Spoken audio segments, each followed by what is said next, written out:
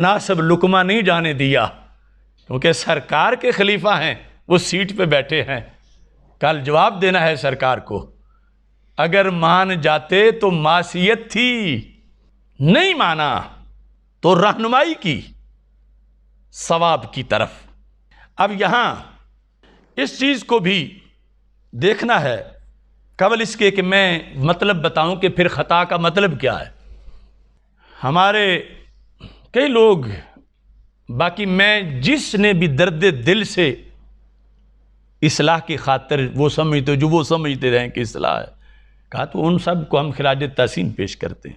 مگر جو بددیانتی کرنے والا ٹولہ ہے ہم ان کو شاید قیامت میں بھی معاف نہ کریں، اور پیش کریں گے ان کو گربانوں سے پکڑ کے پاک سیدہ کے سامنے۔ ہم نسبت والے ہیں، ہم اس دعا کے زیر سایہ پروان چڑھے ہیں، خدایا بحق کے بنی فاطمہ کہ برقول ایماں کنی خاتمہ، اگر دعوتم رد کنی ور قبول، منو دستو دامان آل رسول صلی اللہ علیہ وسلم۔ اس بنیاد پر یہ بحر العلوم مسلم الثبوت کی شرح، علماء جانتے ہیں کہ اصول فقہ میں مسلم الثبوت کا جو مقام ہے، وہ مفتی جو کہہ رہے ہیں سلفن خلفن کسی نے یہ بات نہیں کی، یعنی سلفن خلفن پڑھ تو لو، پہلے پڑھو، تب پتہ چلے گا کہ سیدہ کا ادب کیا ہے۔ بگوتروں نے توہین کرنے والوں کا کلچر چاٹ کر آج انہی کی بولی بولنا شروع کر دی۔ ادب سیکھنا ہے تو اہل سنت ہی سکھائیں گے، سیدنا پیر میر علی شاہ رحمۃ اللہ علیہ سکھائیں گے، امام احمد رضا بریلوی سکھائیں گے، ادب داتا گنج بخش اجویری سکھائیں گے رحمۃ اللہ علیہ۔ اب دیکھیے، لمبی بات میں نہیں کرتا، اگرچہ لمبی ہوتی جا رہی ہے۔ یہ 286 صفحہ ہے فواتح الرحموت کا، فواتح الرحموت شرح مسلم الثبوت۔ مسلم الثبوت اصول فقہ کی آخری اتھارٹی ہمارے درس نظامی میں بھی، اس پر اس کی جو شرح بحر العلوم فواتح الرحموت، اس سے صفحہ نمبر 286 سے میں پڑھنے لگا ہوں۔ اب میں اس کی زیادہ وضاحت نہیں کروں گا کیونکہ میں صرف مفتیان کرام کے لیے پڑھ رہا ہوں اور وہ سمجھ لیں گے۔ وَأَهْلُ الْبَيْتِ رضی اللہ تعالی عنہم کَسَائِرِ الْمُجْتَہِدِينَ يَجُوزُ عَلَيْهِمُ الْخَطَأُ فِي اجْتِہَادِهِمْ، کہ اہل بیت اطہار رضی اللہ تعالی عنہم کے لیے اجتہاد میں خطا جائز ہے، کسائر المجتہدین، جیسے باقی مجتہدین کے لیے احتمال ہے خطا کا، وہم یصیبون و یخطئون، تو ایسے ہی یہاں بھی اہل بیت اطہار علیہم الرضوان وہ بھی کبھی مصیب کبھی مخطی، یعنی اجتہاد کے لحاظ سے، یہاں صغیرہ کبیرہ گناہ والا معاملے نہیں بات ہو رہی، اجتہاد کے لحاظ سے۔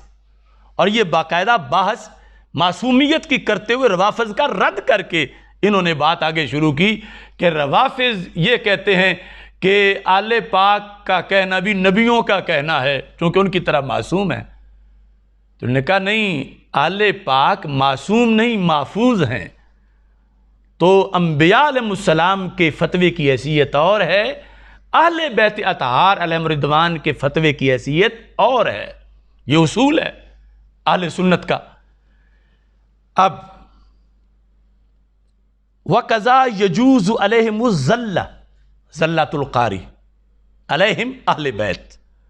وَهِيَ وُقُوعُهُمْ فِي أَمْرٍ غَيْرِ مُنَاسِبٍ لِمَرْتَبَتِهِمْ مِنْ غَيْرِ تَعَمُّدٍ، یعنی بغیر ارادے کے ذلت۔ اب آگے اس کی مثال لکھی ہوئی ہے،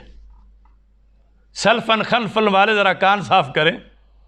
کما واقع من سیدۃ النساء رضی اللہ تعالی عنہا من ہجرانہا خلیفۃ رسول اللہ صلی اللہ وآلہ واصحابہ وسلم حین منعہا فدک من جہت المیراث ولا ذنب فیہ۔ سلفن خلفن کہنے والوں، یہ تو ابھی درس نظامی ہے،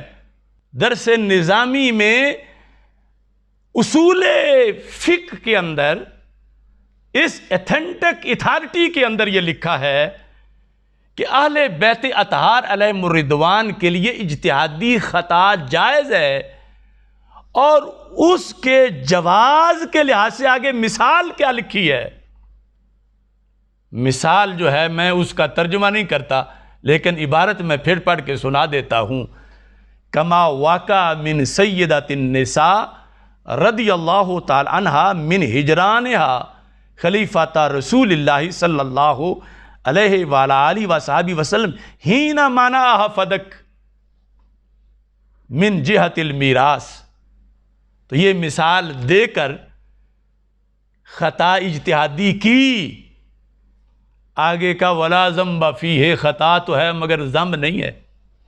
ولا ذنب فیہ۔ تو کیا اپنا سارا اصول دفن کرو گے؟ روافظ کی خوشنودی کے لیے، کیونکہ عظمت سیدہ تو وہ ہے جو جس جہت پر پیر صاحب بول رہے ہیں، اور سارا یہ اصول فقہ ہے۔ اب آگے لکھتے ہیں کہ یہ جو اہل بیت اطہار علیہم الرضوان خطا اجتہادی سے معصوم نہیں تھے، اس کا انہیں بھی پتہ تھا، اور اس قانون پر وہ خود قائل تھے کہ ہم سے اجتہادی خطا ہو سکتی ہے، اس کے وہ خود قائل تھے۔ اس پر پھر انہوں نے دلیل پیش کی، کہتے ہیں کہ وَيُفِيدُ أَيْضًا عِلْمًا ضُرُورِيًّا بِأَنَّ أَهْلَ الْبَيْتِ رضی اللہ تعالیٰ عنہم أَيْضًا كَانُوا عَالِمِينَ بِعَدْمِ عِصْمَةِ أَنفُسِهِمْ مِنْ هَذَا الْخَطَأِ الِاجْتِهَادِي، کہ خود اہل بیت اطہار کو بھی یہ پتہ تھا رضی اللہ تعالیٰ عنہم کہ خطا اجتہادی سے ہم معصوم نہیں ہیں، خطا اجتہادی ہم سے ہو سکتی ہے، اس کا انہیں خود بھی علم تھا۔ الم ترى، اب مثال دیکھو، الم ترى کیف رد ابن مسعود رضی اللہ تعالیٰ عنہ قول امیر المومنین علی رضی اللہ تعالیٰ عنہ فی عدت الحامل المتوفى عنہا زوجہا، کہ حاملہ جس کا خاوند فوت ہو چکا ہو، اس مسئلے میں ابن مسعود رضی اللہ تعالیٰ عنہ، عبداللہ بن مسعود رضی اللہ تعالیٰ عنہ نے حضرت مولا علی رضی اللہ تعالیٰ عنہ کا قول رد کر دیا کہ تمہارا قول درست نہیں۔ تو رد جب کیا تو حضرت مولا علی نے یہ نہیں کہا کہ ہم اہل بیت ہیں اور ہمارا قول رد نہیں ہوتا، خطا کا امکان ہی نہیں ہے۔ مولا علی نے تسلیم کیا، عبداللہ بن مسعود رضی اللہ تعالیٰ عنہ کے رد پر مولا علی نے اس اصول کو تسلیم کیا کہ اجتہادی خطا ممکن تھی۔ تو یہ تو ساری پہلے مثالیں دی گئی ہیں، اور اس میں نقص نام کی کروڑواں حصہ وہ بھی نہیں، یہ ان کی فضیلت ہے کہ اجتہاد میں خطا ایک نیکی اور ثواب اسے کہا گیا ہے۔ یہ سلفن خلفن کہیں جن کے کانوں کو پتہ ہی نہیں، تو یہ تو ساری مثالیں لکھی ہوئی ہیں، اور یہ اصول کا حصہ ہے۔ میں کوئی اخبار نہیں پڑھ رہا، میں درس نظامی کے نصاب کی اتھارٹی جو اصول میں وہ پڑھ کے بتا رہا ہوں، اور اس پر پھر آگے باقاعدہ آیات لکھ کر وہ کئی مثالیں دی کہ فلاں مسئلہ میں مولا علی رضی اللہ تعالیٰ عنہ سے فلاں سے ابھی نے یہ اختلاف کر کے ان کا قول رد کیا، تو انہوں نے یہ نہیں کہا کہ ہم اہل بیت کی تو خطا ہو ہی نہیں سکتی، تم میرا قول کیسے غلط ہو سکتا، بلکہ انہوں نے تسلیم کیا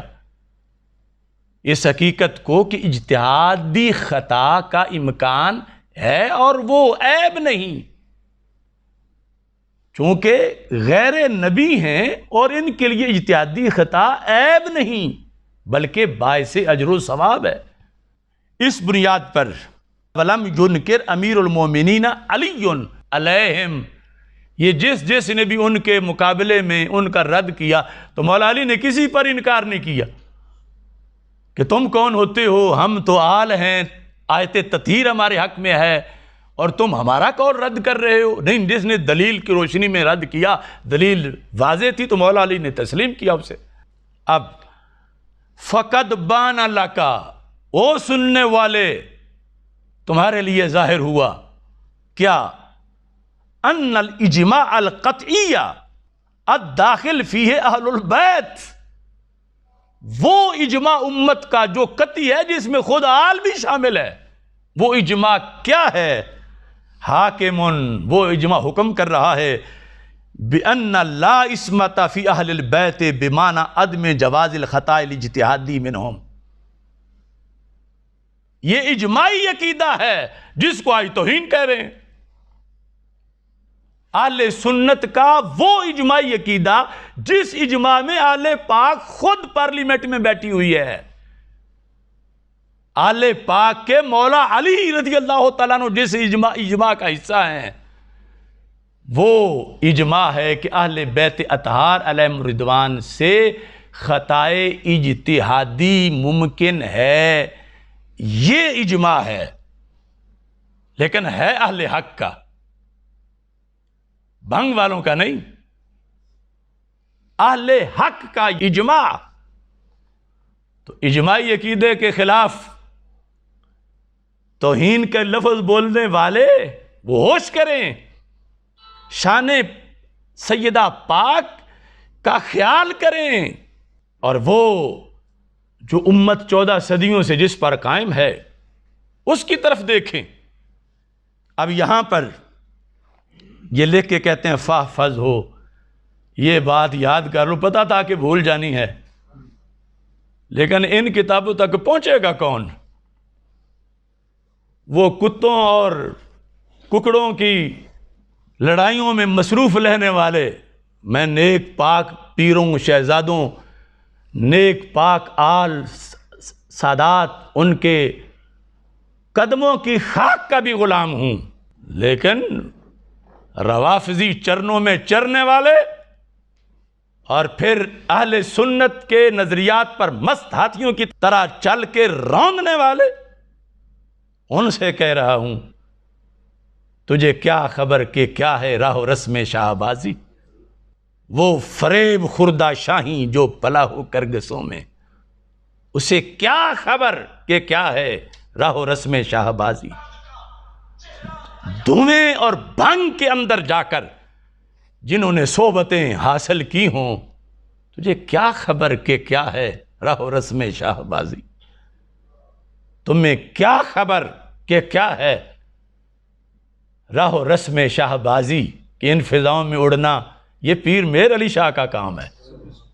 ان فضاؤں میں اڑنا یہ داتا گنج بخش حجویری کا کام ہے، ان بلندیوں کی طرف جانا یہ اعلیٰ حضرت امام احمد رضا بریلوی اور حضرت خواجہ معین الدین چشتی اجمیری کا کام ہے۔ یہ آج ان کے نام پر بدنما داغ ہیں،